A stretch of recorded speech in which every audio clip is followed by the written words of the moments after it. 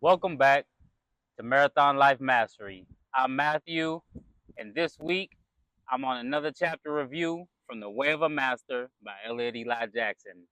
This week we're going to talk about how the master is noble.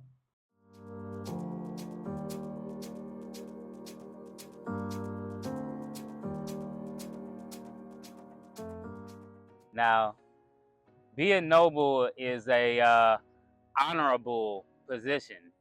In this chapter, it goes into how the master is honorable in all affairs.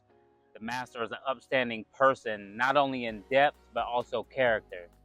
And in the past, y'all, I can't lie, my character was all over the place. I was a liar. I was a cheater. I wasn't really upstanding to the people that I should have held my nobility to. And it's something that I definitely had to look inside and transmute and see what really caused that pain, because I know I wasn't really taught the right ropes. Yeah, definitely not. But now that I have came to mastery and learned, these things, I'm able to apply them in every day and know that the master is noble and is a very high moral fiber. I need to have good morals and a code of conduct when it comes to conducting business, when it comes to being in relationship, not only with myself, but with my partner. You know what I'm saying? I also want to be able to give myself the best things and be able to give those things to her as well. And all those around me that I'm in partnership with, whether, like I said, this be a romantic relationship, a business relationship, or even just a friendship. So the master is a very high moral fiber. The master is also generous, you know. Now, I've always been generous, sometimes a little too generous, you know. Generous, giving my time to others. These aren't just gifts. This is time and effort and energy that I'll pour back into someone else because I know they're giving to me. And I always want to make sure I'm generous with that time I'm able to push out. The master is also very brave, y'all. Doesn't shy away, does not avoid lower vibrational portions of us. Now, y'all will hear me talk about these lower vibrational portions of us. These are other beings, other people that really just, these people ain't no good, y'all. You always got people coming at you sideways, coming at you, trying to test you. And also, they got their own agendas. But at some point, I even had to learn and grow because, again, I wasn't taught this as a child, but you got to have a backbone.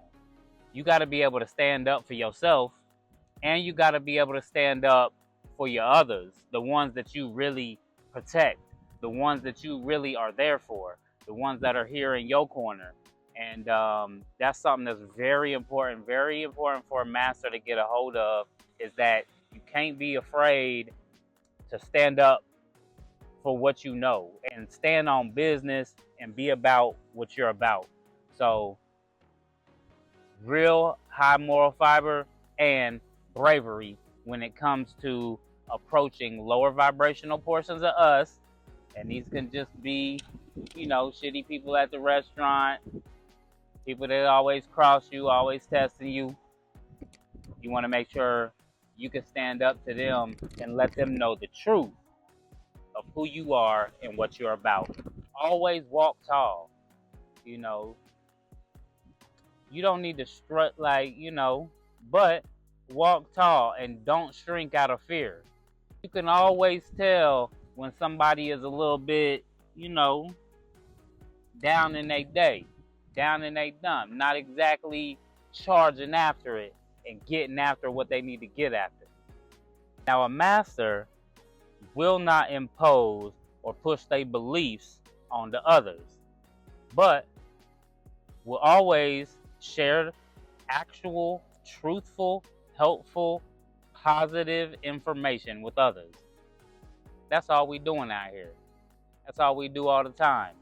I know that I have my beliefs, whether it be about religion, race, the way men should carry themselves, etc. But inside of this mastery, I don't need to necessarily, like in the church, they call it like Bible beating or whatever. You know what I'm saying? I don't need to push that agenda, but I'm always here to share truthful, positive information to help others raise their frequency and vibration and on their path to life mastery. Because sometimes my narrative and belief might not be what you think, and I don't need to necessarily push you to it. But I'm always here when you need it. I'm always here. The master never uses words to diminish others. Now, as a master, you don't necessarily want to be bantering down folks. You don't want to be calling them out their names and all these type of things. That's not honorable. That's not even something that we need to entertain, because the master really ain't got time for these gimmicks. As a master, you need to be well-rounded and a positive example to all that see your face or even come within 50 feet of your being. We all know my auric field big as a football field. I know for a fact anybody that gets around me can feel the love and the light that I exude just every day. Whether they see it in my face, they just feel the energy when they're in my space. And that's something that we want to make sure we're always putting off and projecting as we're moving out here. As a master, you must be noble, and noble you shall be. This is definitely one of the marks of mastery. And if this message resonated with you today, won't you bang my line, hit me in that chat. I'd love to work with you. Leave us some comments and let's talk.